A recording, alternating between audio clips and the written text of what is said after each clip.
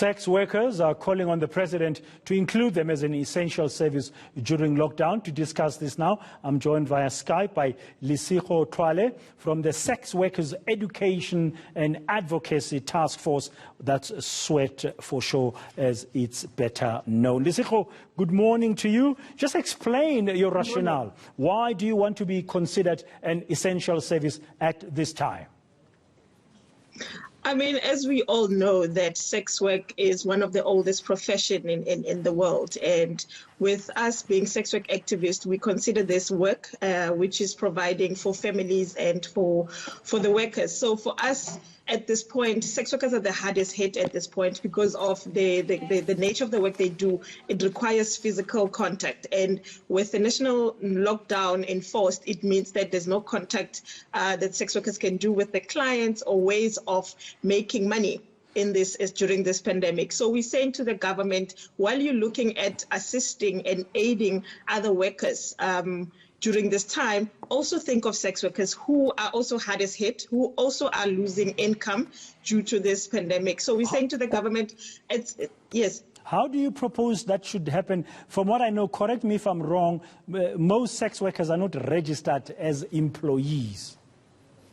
Yes, and that is the problem we're having right now, because as Sweat, as you might know, we have been fighting for the decriminalization of sex work for over 20 years now. And for that mere fact, if sex work was decriminalized, sex work would be considered work and they would enjoy labor rights as every other South African in the country. So we're saying that sex work needs to be decriminalized so that in times like these, they can also be able to go and claim for UIF, go and claim for the temporary relief scheme that the president is speaking about. But because currently sex work is criminalized, they can't do that, right? They are left in the margins, they are left in the dark, they don't know what to do. Yeah, now, well, the status quo is that it is not decriminalized. You are now saying, as Sweat, you'd like the president to consider including sex workers in one way or another. Exactly what form could that take? What kind of support are you looking to the president to give?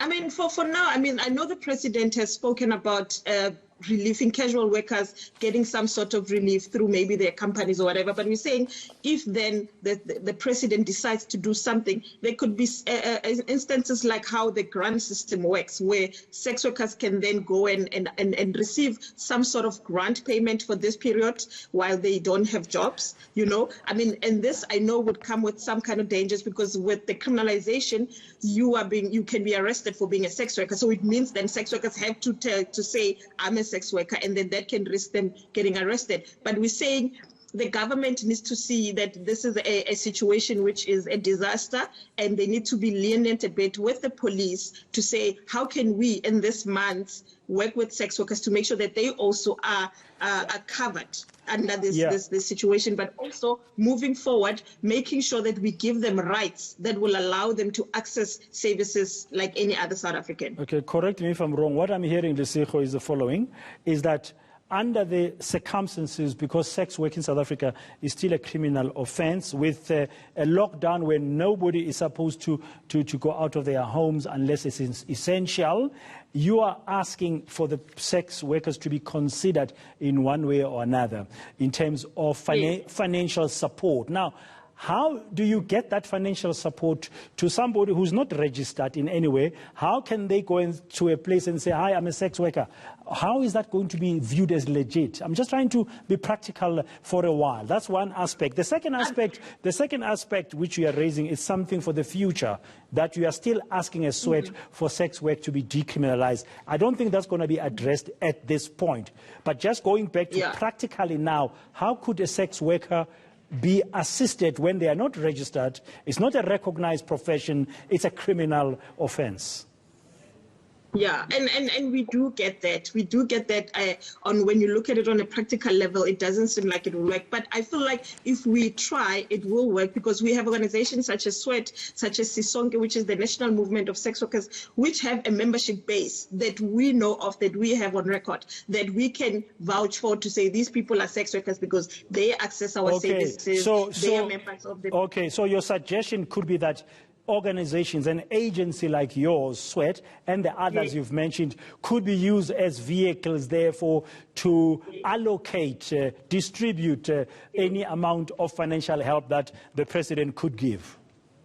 Correct, yes. Because we've been there, we're existing, and we're legitimate organizations. It could work as a type of a funding that will go out there to sex workers to say this funding is allocated for sex workers. Similar to any other funding, where it's GBV, where it's HIV, we can make this funding available for sex workers. Then organizations such as ours can manage it, and we can be accountable for, because we know, like as you know, that in the recent studies that we did, we have about 158,000 sex workers in South Africa. So you can just imagine that out of that, majority of which are female find themselves in a predicament, and their dependents also, meaning that they won't have any means of living in this time. Okay, finally, while I have you, now that you've clarified how you think practically it could work, have you knocked on the right doors? Have you sent your plea to social development, to health, to the presidency? How are they receiving it, if you have? I mean, we're receiving some funding from the Department of Health, obviously, to do health outreaches and stuff. But we've been in conversation with them to say, since at this time we can't conduct any health outreaches to sex workers, can we redirect the funding that we get from you to aid sex workers in terms of grocery vouchers or other things, the necessities that they might need? And these are conversations that we're having, an ongoing conversation with other funders as well that fund the work that we do, so that we can redirect the money, but also looking into government, because these other fundings are project specific. So looking into government to do a special grant that would then aid sex workers at this time. Thank you very much, Lesego, there from Sweat, that's calling for some kind of financial support at this time for sex workers. Now,